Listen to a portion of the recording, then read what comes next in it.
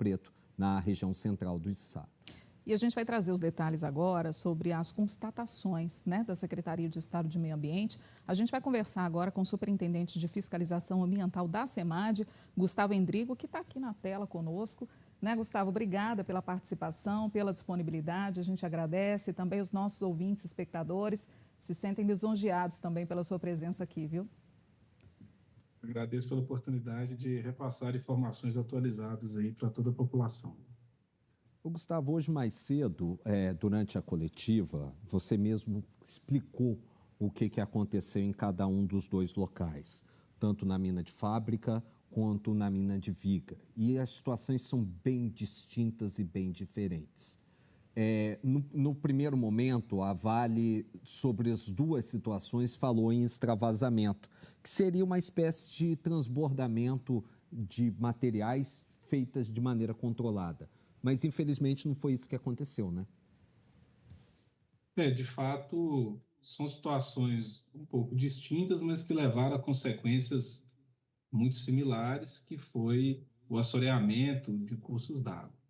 Então, o que nós tivemos no caso da mina de Fábrica é um evento dentro de uma estrutura chamada cava, que nessa cava recebia lá rejeitos de mineração, deposição de rejeitos, isso de maneira licenciada, autorizada pelo Poder Público Estadual. Porém, ocorreu um evento lá de rompimento de uma leira de contenção associada a essa cava. Essa leira, ao se romper, permitiu o extravasamento de material que estava contido dentro dessa cava. Então, água e sedimentos. Esse material, ao extravasar, alcançou cursos d'água da região, atingiu uma empresa vizinha, pátios, almoxarifado, posto de abastecimento dessa empresa vizinha. Então, o dano ambiental constatado ali foi, sim, a deposição de sedimentos em curso d'água, elevação da turbidez e, claro, né, perda de qualidade da água. No caso da mina de Viga, a dinâmica inicial do evento foi um pouco diferente, porque lá houve o escorregamento de um talude natural. Esse escorregamento se deu num ponto elevado da mina, essa massa, né, de material desceu, alcançou alguns SAMPs, que são estruturas projetadas para conter esse tipo de material e filtrar a água que lá, ao final, ao término, vai alcançar o corpo hídrico. Só que essa estrutura de SAMPs ela ficou sobrecarregada, não suportou esse deslocamento de massa e permitiu que, ao transbordar, permitiu que sedimentos alcançassem o corpo hídrico. Então, da mesma forma que no primeiro caso, ocorreu a poluição deste corpo hídrico com a deposição de material, elevação da turbidez e perda de qualidade da água. Gustavo, dá para a gente saber, ou vocês conseguiram identificar, se o problema estava realmente nessas estruturas e na falta de manutenção dessas estruturas, ou foi em relação à chuva? Choveu demais e aí, a partir de então, essas estruturas que estavam até então sob controle não conseguiram segurar? Essas estruturas elas são operadas, né, pelo responsável, no caso a empresa Vale. Obrigatoriamente, o empreendedor deve fazer manutenções de toda a natureza para garantir a segurança desses equipamentos, estruturas, como operação normal de qualquer empreendimento, principalmente na área de mineração. Ao serem questionados, a Vale alegou que naquele dia dos eventos houve um grande volume de precipitação que se somou ao grande volume acumulado durante toda a semana. Então, nós podemos dizer que no caso da mina de Fábrica, dessa cava, esse rompimento dessa leira, pode ter havido, sim, ali, falhas no gerenciamento dessa estrutura de contenção, essa leira de contenção que faz parte do sistema de drenagem da estrutura. Então, pode ter ocorrido, sim, falha nessa operação. Ou seja, essa informação a gente não tem de forma muito precisa, foram solicitadas uma série de informações complementares ao empreendimento. E no caso da mina de Viga, esse escorregamento do talude natural foi importantíssimo para contribuir para todo esse processo, né, para a sobrecarga do sistema de SAMPs lá. Da mesma forma, associado a um grande volume de chuvas que ocorreu no dia e na semana que precedeu. Gustavo, você também, durante a coletiva, você explicou que existe uma norma ambiental que determina que a água ela pode receber, se eu estiver errado, por favor, me corrija, receber até determinado quantidade de sedimentos ou ficar com determinado aspecto ou percentual de turvidez, de ficar turva, a água ficar turva. E no caso dos leitos os cursos d'água que estão próximos à mina de Viga, esse percentual ultrapassou 33 vezes mais do que a norma ambiental permite. Explica o que é isso para a gente, de maneira simples, para que o telespectador consiga compreender qual é o impacto desse tamanho de disparidade para a qualidade desses cursos d'água. Existem normas ambientais que tratam de parâmetros físico-químicos da água que vão dizer sobre o seu grau de potabilidade. É o grau para consumo humano e usos múltiplos da água.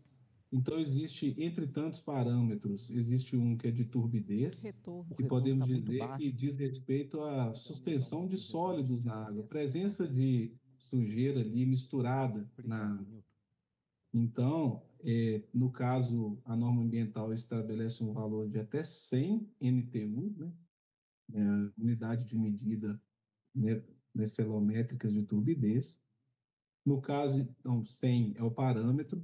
Uma medição feita lá durante a fiscalização do Núcleo de Emergência Ambiental identificou em alguns pontos 1.500, 2.800, até 3.300 NTUs em alguns pontos.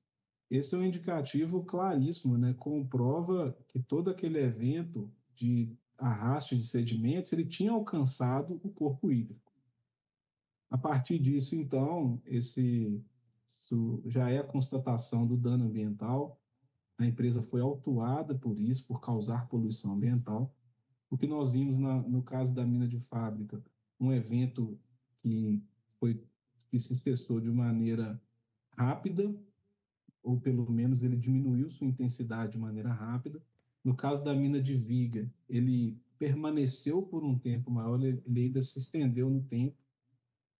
Mas eu também relatei na entrevista pela manhã que ontem, ao final do dia, nós recebemos uma informação da mineradora que as primeiras medidas emergenciais de limpeza, de contenção desses sedimentos para cessar a sua chegada ao corpo hídrico já estavam funcionando, porque em um ponto historiado novamente, o parâmetro de turbidez tinha chegado a 47 NTUs, ou seja, voltou para dentro do parâmetro que é limite que é estabelecido em norma.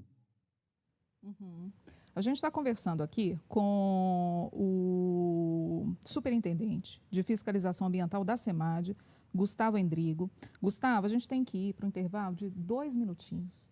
Eu vou te pedir para ficar com a gente, para a gente esclarecer outros detalhes. Eu sei que o Gustavo está num compromisso agora, ele parou para atender a gente, mas eu tenho certeza que ele vai esperar esse minutinho para a gente dar sequência aqui à nossa conversa, porque é um assunto muito importante, Gustavo, e a gente precisa, né, dessas informações, principalmente vindas da SEMAD, da Secretaria de Meio Ambiente, da fiscalização, que viu de perto tudo o que aconteceu e está trazendo todos esses detalhes aqui para a gente. É rapidinho.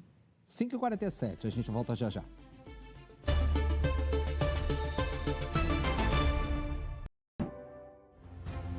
Valorizar.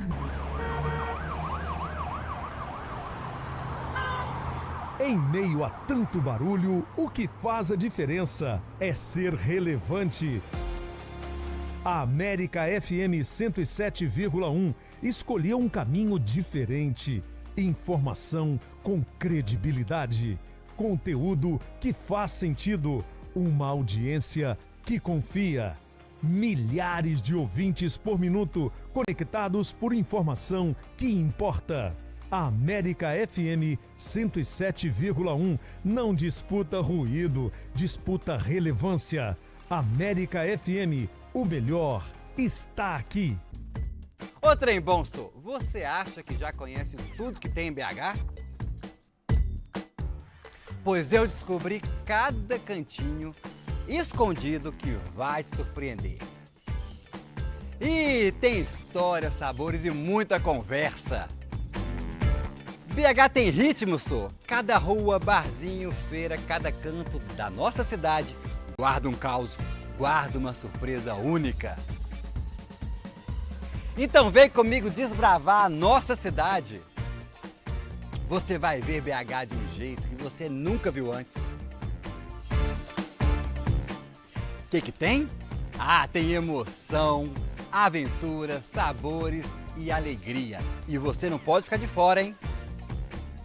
O que tem? Na TV Horizonte, a TV que tem jeito mineiro. Que tem? Programa inédito todo sábado, 1h da tarde.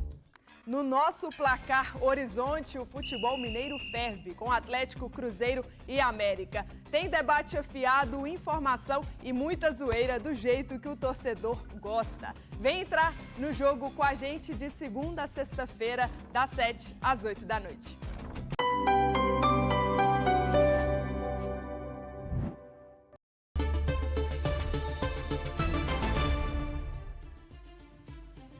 Rede Notícias, segunda edição, de volta agora em Belo Horizonte, 5h50. Vamos continuar conversando com o superintendente de fiscalização ambiental da Secretaria Estadual de Meio Ambiente e Desenvolvimento Sustentável, Gustavo Endrigo, para a gente continuar falando sobre tudo que aconteceu em Congonhas durante o fim de semana, nas estruturas das barragens da Vale no município. Endrigo está de volta com a gente. Ô Gustavo, algo também que chamou muita atenção foi a decisão tomada pela SEMAD de determinar a suspensão das atividades da Vale na mina de Viga e a suspensão da permissão que a Vale continuasse colocando sedimentos nessa cava na mina de Fábrica. Explica para a gente o porquê dessas posturas e também porquê das multas.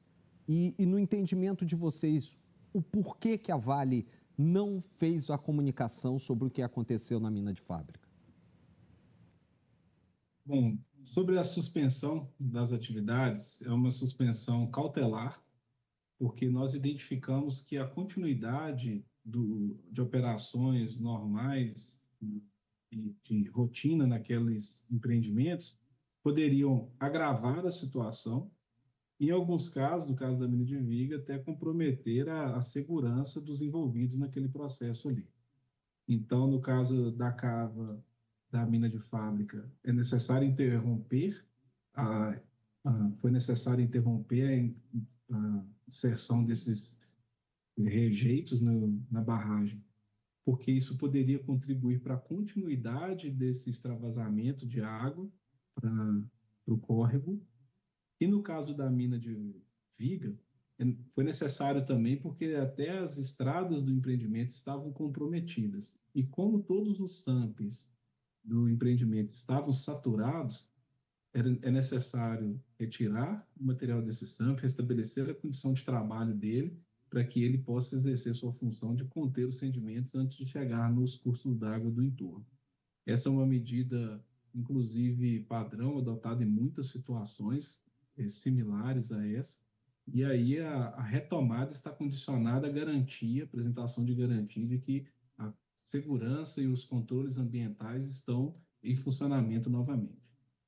A respeito da não comunicação do incidente, a gente não tem informações a esse respeito, isso não foi especificamente tratado durante as fiscalizações.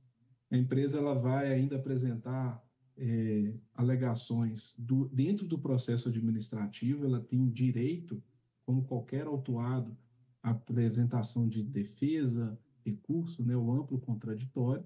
Isso agora passa a ser analisado dentro do processo administrativo do auto de infração. E há medidas de compensação a partir desse evento que ocorreu nessas duas barragens? A Secretaria de Estado de Meio Ambiente pediu, né, fez essa solicitação à Vale para que haja essas medidas de compensação, e quais são elas, se houver? Nós aplicamos, na verdade, determinações de adoção de medidas de reparação do dano causado. Então, a gente acredita que as somadas medidas emergenciais que já estão em curso, e após a apresentação de um plano de recuperação da área degradada, devidamente assinado por um responsável técnico, é possível que se alcance a volta da situação ao estado anterior das ocorrências. Não sendo isso possível no decorrer desse processo, atestando ao final que, eventualmente, a reparação não foi efetiva, é possível, em articulação com a Advocacia Geral do Estado, o ingresso, inclusive em ações judiciais, buscando esse tipo de compensação a eventuais danos que não puderam ser sanados pelo empreendimento. Mas isso escapa um pouco da esfera administrativa, mas é claro que a SEMAD, em articulação com a Advocacia Geral do Estado, e inclusive em estreito contato também com o Ministério Público de Minas Gerais, que é destinatário de todos os nossos autos de infração, isso poderá ser cobrado da empresa para compensar a sociedade. Gustavo Endrigo, muito obrigado pela sua participação. Só para fechar bem rapidinho, acho que nem dá tempo, né, gente? Não dá tempo mais, Um não? minuto. Um minutinho. Em um minuto, dá para a gente dizer que esses sedimentos podem chegar ao Rio Paraopeba ou ainda é uma fala muito precipitada? A gente não tem monitoramentos que apontem esse percurso e o alcance desse evento em específico. Essas informações foram solicitadas à empresa, ela deve apresentar continuidade do monitoramento da qualidade das águas. Mas por ser parte da bacia do Rio Paraopeba, sim, é possível que se alcance, mas se de fato vai alcançar depende do monitoramento.